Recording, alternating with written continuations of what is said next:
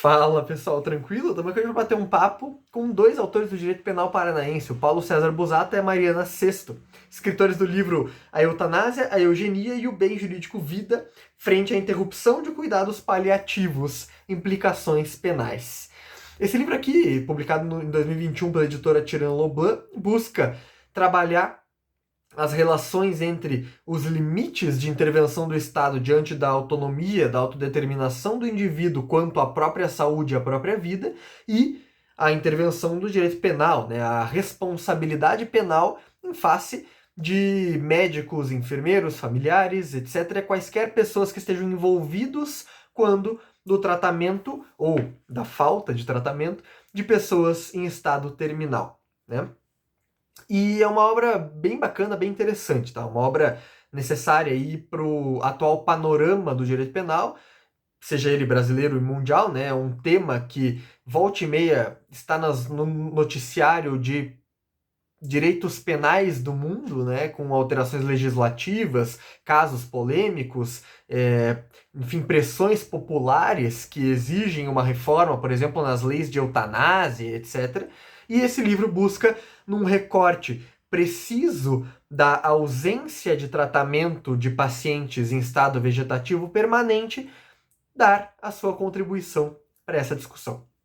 E os autores partem da diferenciação entre uma medicina de estilo curativo, né, uma medicina que busca justamente superar patologias, doenças, estados de enfermidade, em relação a um outro estilo, digamos assim, de tratamento, a um outro estilo de medicina que reconhece, por exemplo, que certas doenças, certos estágios de desenvolvimento patológico são incuráveis, mas, ainda assim, busca fornecer um conjunto de tratamentos e procedimentos que reduzem os sintomas, que mitigam o sofrimento e a dor e aumentam a qualidade de vida e o bem-estar do paciente, né? Nos termos da Organização Mundial da Saúde, os cuidados paliativos podem ser definidos como uma abordagem que melhora a qualidade de vida do paciente e de sua família, ambos enfrentando problemas de doenças que ameaçam a vida,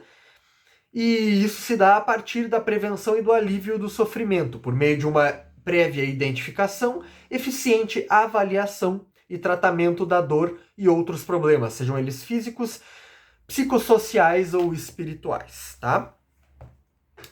Feita essa distinção, os autores partem para um novo conjunto, um novo plexo de conceitos, que dizem respeito justamente aos diagnósticos, né? Então, como saber se o paciente está num estado vegetativo? Qual a diferença de um estado vegetativo e de um estado de coma?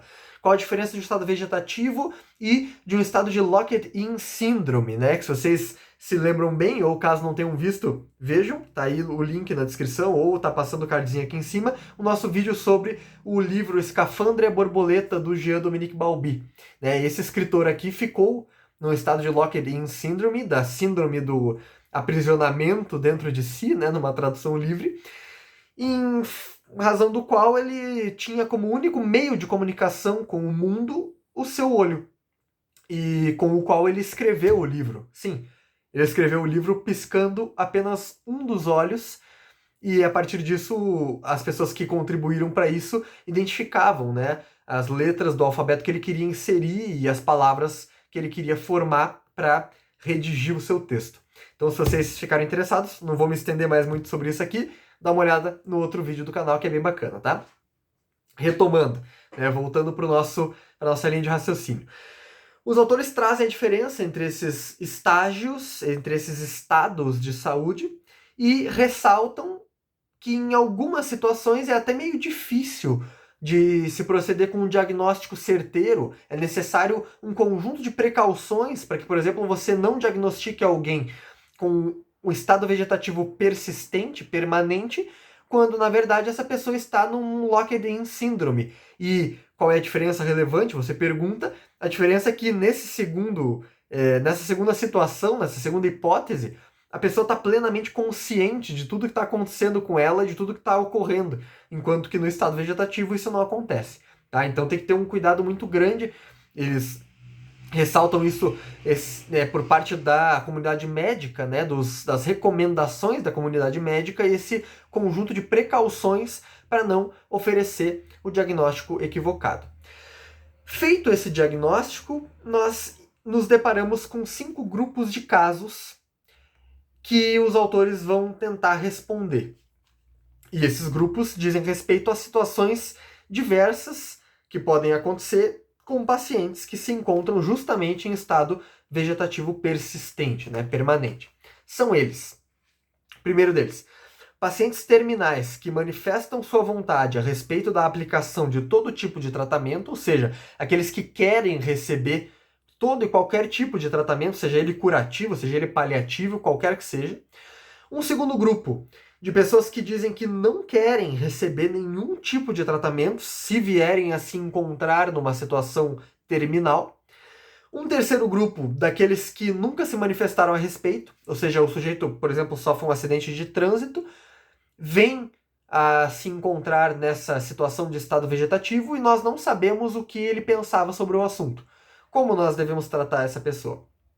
Um quarto caso, de uma manifestação de vontade que deseja cuidados paliativos, mas não deseja cuidados curativos, tratamentos curativos, um caso um pouquinho mais raro, mas ainda assim não descartável para fins acadêmicos.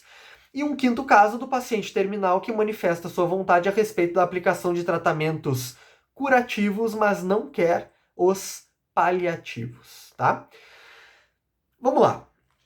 O que a gente precisa para responder esse conjunto de casos, né? Esse conjunto de questões? Em primeiro lugar, nós precisamos saber qual é a natureza jurídica e os limites, as molduras que revestem o bem jurídico vida.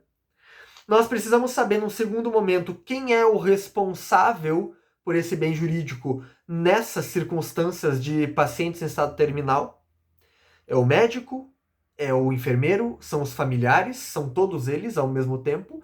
Qual é o grau de responsabilização de cada um deles? Quais são os critérios, né, que nós nos utilizamos para definir isso? E, em terceiro lugar, qual a implicação? Qual a consequência dessa manifestação de vontade que nós vimos aqui para essa eventual responsabilização dos indivíduos que nós definimos no ponto anterior? Então, começando do começo. O bem jurídico vida pertence única e exclusivamente ao indivíduo ou ele tem uma dimensão social? Ou seja, ele pode ser protegido contra a vontade do seu próprio titular? Nós podemos dizer que a vida importa, interessa para o Estado ou para a sociedade a revelia da vontade do seu próprio titular, do próprio indivíduo cuja vida nós queremos proteger? Essa é uma grande questão, tá? Tudo passa ao redor desse questionamento, nesse âmbito, né? Nesse tipo de discussão.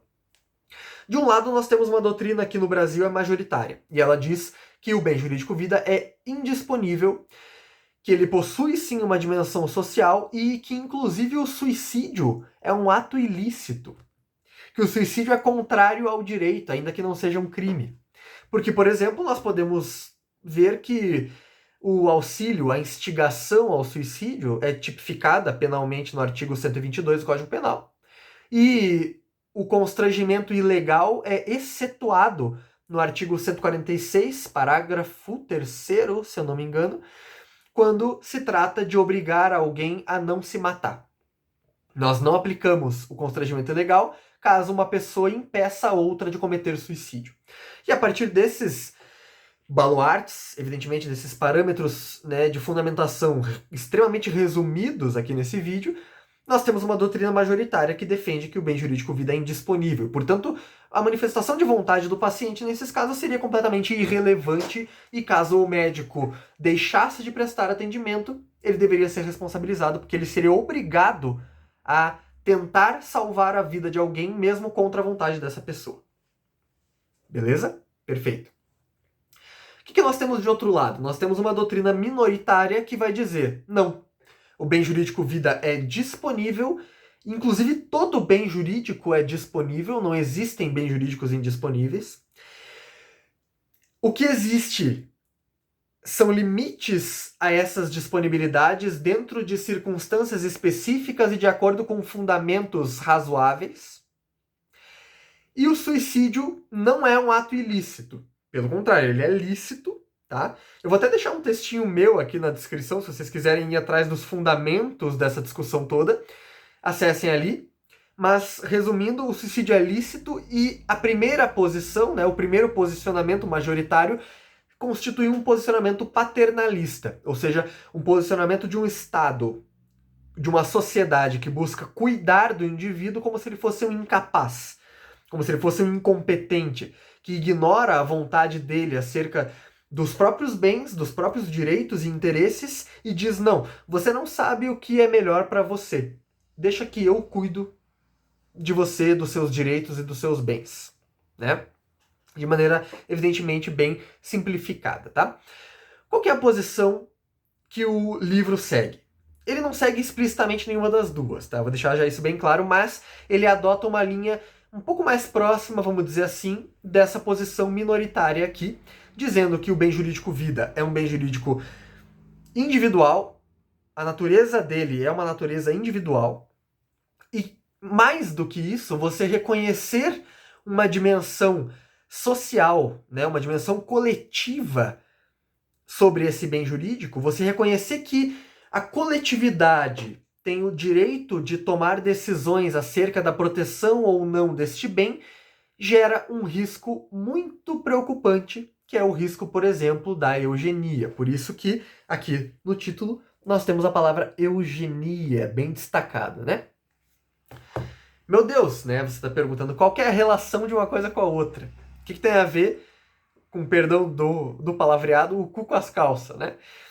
A questão é a seguinte: o que impede um Estado ou uma sociedade que se consideram no direito de dizer o que é melhor para a vida do titular do bem jurídico vida, de dizer esta vida já não nos interessa mais?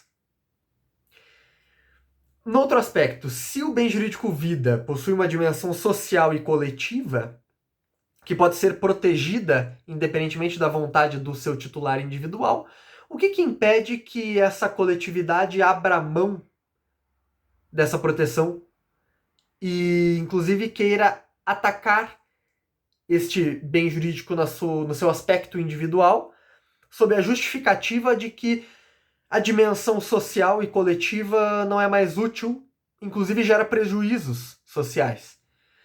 E, portanto, vamos eliminar vidas inúteis, vamos eliminar vidas dispensáveis, descartáveis, né, do nosso ponto de vista. E aí nós temos justamente o nexo, a relação que o livro estabelece, na página 37, por exemplo, entre posições coletivistas e perspectivas eugenistas, que, na verdade, giram em torno do controle da vida do indivíduo pelo Estado, pela coletividade, né? Eles dizem o seguinte, os autores: se o Estado tem essa penetração na titularidade do bem jurídico vida a ponto de considerar ilícitas as condutas de auxílio ao suicídio, então ele, Estado, também seria permitido escolher quando dispor do bem jurídico vida? Em outras palavras, essa legitimação do Estado para dizer quando a vida do indivíduo lhe importa, lhe é útil, traz consigo a possibilidade de poder dizer quando não mais lhe interessa a vida do indivíduo. E aí eles ingressam, né, em comentários do Binding e do Horne, agora eu não me lembro exatamente o nome do sujeito, que eles citam, mas, enfim, de dois autores do direito penal de meados ali do século passado, da primeira metade do século XX, que justamente fundamentam perspectivas eugenistas contra minorias com base na noção de que a vida deve ser útil à comunidade. Essa é uma grande questão, e é em torno dela que o livro busca construir toda a sua resposta àqueles 5 casos que nós mencionamos, tá? Lógico, nós podemos questionar, né? O que é eugenia? Quais são os tipos de eugenia? Né? Eu vou trazer, por exemplo, o livro do Michael Sandel, né, Contra a Perfeição, que nós comentamos num dos primeiros vídeos aqui do canal. A diferença entre velha e nova eugenia. é uma questão que pode até ter relação com essa temática. Aqui nós podemos trazer, por exemplo, comentários do Lucien Israel, um médico francês que escreveu o livro Contra a Eutanásia. E ele justamente, veja que curioso, faz uma acusação de utilitarismo exagerado àqueles que defendem a eutanásia, que defendem a ortotanásia, ou seja, que defendem a suspensão ou a interrupção de tratamentos de pacientes terminais, dizendo, na verdade, essas pessoas, sob o signo do progressismo, tentam defender a eliminação de vidas que são economicamente inúteis à sociedade, sob o pressuposto, sob o pretexto falso de que estão garantindo uma morte digna, de que estão garantindo uma morte de acordo com a autodeterminação individual, quando na verdade apenas estariam jogando no lixo pessoas que não servem mais para a sociedade, para o sistema de produção de bens, consumo de bens e etc. Como que nós lidamos com essa diferenciação? A eugenia, ela está do lado daqueles que dizem que a vida tem uma dimensão social e, portanto, podem inverter o raciocínio da proteção à revelia da vontade do titular para eliminar uma vida contra a vontade do titular, ou ela está do lado dos indivíduos que defendem procedimentos de interrupção de tratamento. Ela está do lado dos indivíduos que defendem a eutanásia, a ortotanásia, em certos casos, em certas situações bem particulares, bem específicas, de estado terminal, de manifestação de vontade independente, de recolhimento e construção de um juízo acerca de um consentimento tácito, a partir de escritos que um determinado paciente possa ter deixado, a partir de manifestações de vontade que ficaram registradas em redes sociais, em gravações, por que não? A partir dos depoimentos de amigos, testemunhas, familiares, que digam, não, tal indivíduo era a favor de ser morto caso se encontrasse em um estado vegetativo permanente. Ele sempre disse isso ao longo de 20, 30 anos, 10 anos, que seja. Como nós lidamos com essas questões? Novamente, como nós estabelecemos critérios de responsabilização, quem são os garantidores do bem jurídico vida? Como que eu defino a situação em que uma omissão, ou seja, a interrupção de um tratamento, se torna um ato comissivo por omissão? Se você não é do direito, você não está entendendo nada. Mas, paciência. Ou seja, como que uma omissão em oferecer um tratamento para alguém se converte em um ato de homicídio, em uma ação? Todas essas questões são discutidas, são trabalhadas no vídeo. Se você quiser saber, no vídeo, no livro, se você quiser saber como que os autores resolvem elas, dá uma olhada, compra o livro, tá o link aí na descrição. Um abraço, até mais.